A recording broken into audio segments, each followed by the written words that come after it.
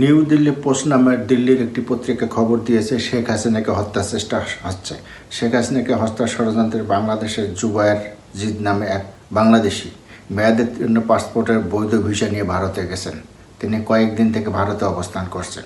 তুরস্কের গোয়েন্দা সংস্থা national institution of organization Sheikh হাসিনাকে হত্যার ষড়যন্ত্র করছে। ভারতের গণমাধ্যমের খবর অনুযায়ী শ্রীলঙ্কার জাফনার স্বাধীনতাকামী নেতা ভেরুপিল্লাই প্রভাকরণ যেমন 1991 সালে রাজীব গান্ধীকে হত্যার জন্য মিশন পাঠিয়েছিলেন এবং সেই মিশনে সফল হয়েছিলেন। অনেকটা সে ধরনেরই শেখ হাসিনাকে হত্যার জন্য তুরস্কের মিশন কাজ করছে। আসসালামু আলাইকুম।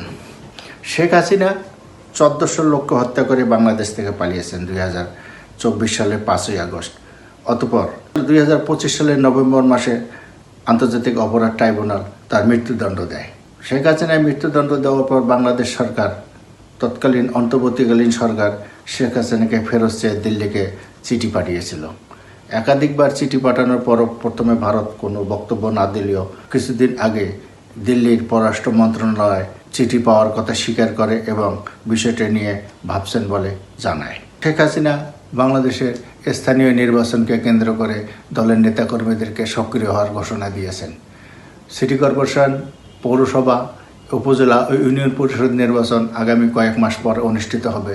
শেখ হাসিনা ঘোষণা দিয়েছেন বাংলাদেশে আওয়ামীপন্থী আইনজীবী, ডাক্তার, সাংবাদিক, যারা আওয়ামী ঘরানার ব্যবসায়ী, তারা যেন আওয়ামী লীগকে সক্রিয় করে তোলে এবং যারা যেখানে সক্রিয় করে তুলবে তাদেরকে সেখানে নেতা হিসেবে নেতৃত্ব দায়িত্ব দেওয়া হবে। শেখ হাসিনার এই ঘোষণার পর আওয়ামী লীগ বাংলাদেশের বিভিন্ন জায়গায় ক্রমান্বয়ে সক্রিয় হয়ে উঠছে। শুধু তাই নয়, জাতীয় সংসদের সাবেক স্পিকার শিরিন শারমিন চৌধুরী এবং সাবের হোসেন চৌধুরীকে দিয়ে রিফাইন আওয়ামী লীগ পুনর্গঠনের চেষ্টাও চলছে। এরই মধ্যে ভারতের পত্রিকা খবর দিল শেখ হাসিনাকে হত্যার চেষ্টা হচ্ছে। প্রশ্ন হচ্ছে, শেখ হাসিনাকে আর সত্যিই কি হত্যার চেষ্টা হচ্ছে, নাকি বোম্বাই নায়িকাদের মতন পাবলিক সিম্প্যাথি পাওয়ার জন্য শেখ হাসিনা এইরকম পরিকল্পিতভাবে এটা প্রচার করছেন? কারণ অতীতে দেখা গেছে বোম্বাইয়ের হিন্দি সিনেমার নায়িকাদের সিনেমা প্রকাশ পেলে তার আগে নায়িকাদের নিজেরাই নিজেদের নামে স্ক্যান্ডাল ছড়াতেন। নায়িকারা স্ক্যান্ডাল ছড়ানোর পর সেটা মিডিয়ায় ফলাও করে প্রচার হতো, আর সেটাই কাজে লাগতো।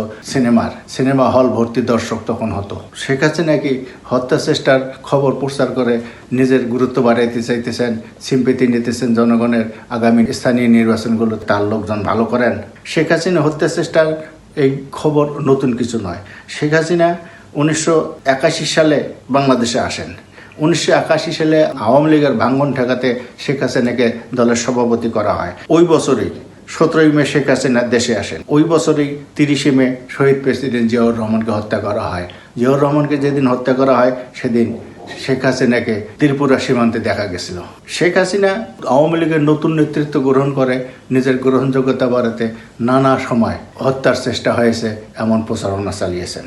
শেখ হাসিনা প্রথম প্রচারণা চালান 1988 সালের 24শে জানুয়ারি চট্টগ্রাম লালদিঘির ময়দানে তাকে হত্যার চেষ্টা করা হয়। অতঃপর 1989 সালে, 1991 সালে, 1994 সালে তাকে হত্যার চেষ্টা হয়।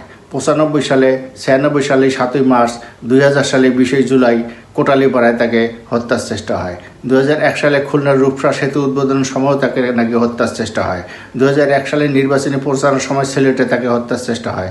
2002 সালে বিরোধী দলের নেতা থাকা অবস্থায় নওগাঁয় তার গাড়ির ভরে হামলা হয়। ওই সময় সাতক্ষীরায় তার গাড়ি ব্যারিকেড দিয়ে আটক করে হামলার চেষ্টা হয়েছে, এমন প্রচারণা চালানো হয়। 2004 সালে বরিশাল গৌ নদীতে তার ওপর নাকি গুলি চালানো হয়। 2004 সালে 21 আগস্ট গ্রেনেড হামলার কথা তো সবাই জানেন। প্রশ্ন হচ্ছে, শেখ হাসিনাকে কি এই সমস্ত হত্যার চেষ্টা হয়েছে?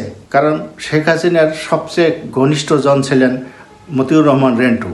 তিনি তার আমার ফাঁসি চাই বইয়ে লিখেছেন 1994 সালে ঈশ্বরদী স্টেশনের কাহিনী। ওই সময় শেখ হাসিনা দলীয় সংযোগে বের হয়েছিলেন বেশ কিছু সাংবাদিকের সঙ্গে নিয়ে, কিন্তু পত্রপত্রিকায় শেখ হাসিনার খবর 1 কলাম 2 কলাম করে প্রচার করা হয়। শেখ হাসিনার এতে ক্ষুব্ধ হয়ে যান। পত্রিকার কভারেজ পাওয়ার জন্য শেখ হাসিনা তার সহকারী বাহাউদ্দিন নাসিমকে রাতে ডাকেন। তারপর তাকে বলেন, তুমি আমার কামরায় বাইরে থেকে 2টা গুলি করো। নাসিম যখন বাইরে থেকে তার কামরায় গুলি করে, তারপর ঘুমন্ত অবস্থায় সাংবাদিকদের হুড়মুড় করে তোলা হয়। শেখ হাসিনা বলেন আমাকে হত্যার চেষ্টা হয়েছে আর তোমরা ঘুমাইতেছ। রেন্টু শেখ হাসিনাকে নিয়ে আরও বহু কাহিনী লিখেছেন। এটা কতটুকু সত্য কতটুকু মিথ্যা আমরা জানি না। তবে শেখ হাসিনা বেঁচে থাক। শেখ হাসিনা 1400 লোককে হত্যা করে ভারতে পালিয়েছেন, তার মৃত্যুদণ্ড হয়েছে, তার বিরুদ্ধে মামলা রয়েছে। শেখ হাসিনা দীর্ঘায়ু হোক, দেশে আসুক, দেশে উনি জেল খাটুক, এটা আমরা চাই। আওয়ামী লীগ জনগণের মন থেকে মুছে যাওয়ার উপক্রম হয়েছে, কিন্তু আওয়ামী লীগকে নতুন করে পুনরুত্থানের চেষ্টা চলছে। সেই পুনরুত্থান আওয়ামী লীগ চায় স্থানীয় নির্বাচনগুলোতে আওয়ামী লীগের প্রার্থীরা যাতে নির্বাচন করে বিজয়ী হয়, সেখান থেকেই নতুন করে যাত্রা শুরু করতে চায়। শেখ হাসিনা কি স্থানীয় নির্বাচনে জনগণের সিম্পেথি নেওয়ার জন্যই ভারতীয় গণমাধ্যমকে দিয়ে এমন খবর প্রচার করলেন?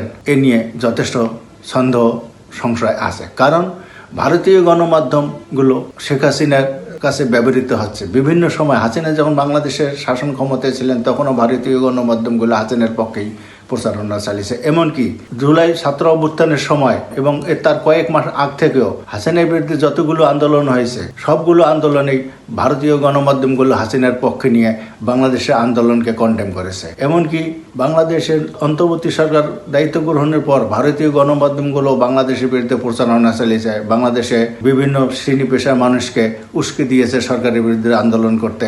সংখ্যালঘু নির্যাতন, নানা ইস্যু সামনে নিয়ে বাংলাদেশের বিরুদ্ধে প্রচারণা চালিয়েছে।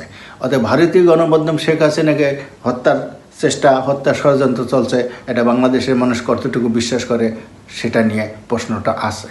তবে আমরা চাই শেখ হাসিনা বেঁচে থাকুক, তাকে বাংলাদেশে নিয়ে আসা হোক, দিল্লির সুমতি হোক, দিল্লি 2012 সালের চুক্তি অনুযায়ী শেখ হাসিনাকে বাংলাদেশের হাতে তুলে দিক।